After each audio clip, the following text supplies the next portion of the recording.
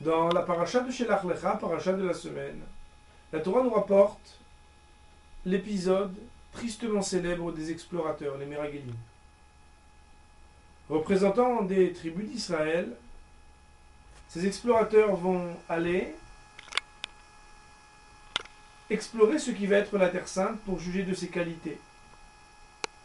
Ils vont être choisis, Anashim, des hommes choisis par Dieu, des hommes qui avaient de grandes qualités. Et après avoir exploré la terre d'Israël, ils reviennent et prononcent Dibat Haaretz, des paroles de médisance sur cette terre qui avait été promise par Akadosh Baruch Hu pour le peuple juif. Alors, leur punition, et la punition de tous ceux qui avaient pleuré Hinam de manière gratuite en croyant ces paroles, va être que ce n'est pas la génération des explorateurs qui pourra entrer en Eretz Israël, mais il faudra 40 années, de quoi voir se lever une nouvelle génération avant que de ne faire entrer le peuple juif en Eretz Israël. Pour le Maharal de Prague, il faut savoir que si ces hommes sortis d'Égypte étaient eux-mêmes entrés en Eretz Israël, nous n'aurions plus jamais connu les exils qui ont marqué l'histoire du peuple juif. Alors une grande question, qu'y a-t-il de si grave dans cette faute des explorateurs pour qu'à jamais la date de cette médisance, date du 9 Av, deviendra aussi une date de pleurs, cette fois-ci justifiée, qui commémorera notamment la destruction du premier et second temple. Qu'y a-t-il de si grave? Après tout, ils ont fait des constats, ils ont raconté ce qu'ils ont vu, selon par exemple le commentaire de Nachmanide. C'est sa question. Eh bien, la réponse se trouve dans le Midrash, Tanhuma, qui nous dit que la faute de ces hommes, qui avaient pourtant été choisis pour leur qualité spirituelle, c'est qu'ils ont mal interprété ce qui étaient les miracles de Dieu. Et ce, à propos déjà de 3 détails. En effet, lorsque ces explorateurs arrivent en Terre Sainte, ils voient là-bas des villes fortifiées. Ensuite, ils rencontrent des géants. Et enfin, partout où ils vont, eh bien, ils assistent à des enterrements, dans chaque ville qu'ils vont parcourir. Alors, ces 3 événements, eh bien, nous allons voir qu'on peut les interpréter de 2 manières totalement opposées.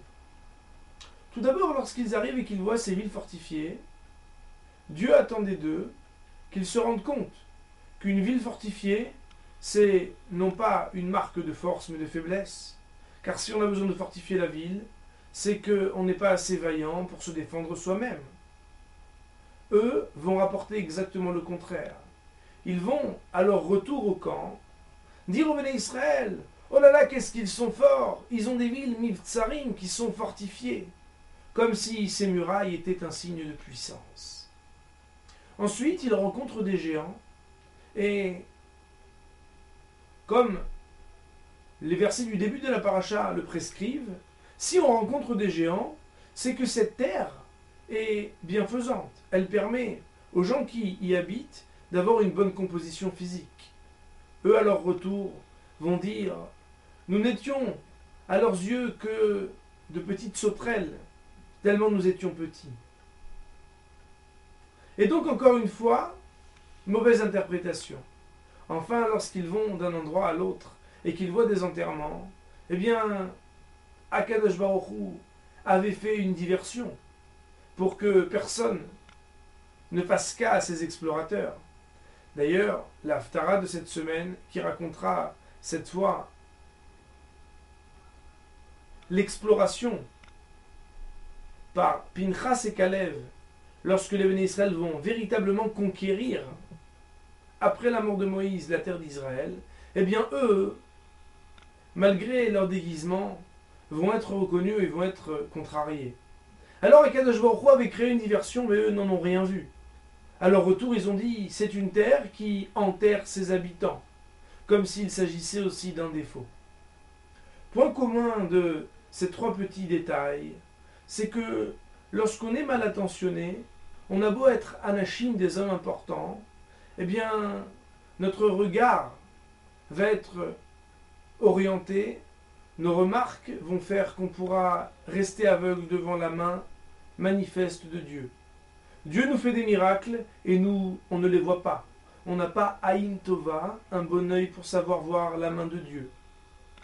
Et ce message, il est très important.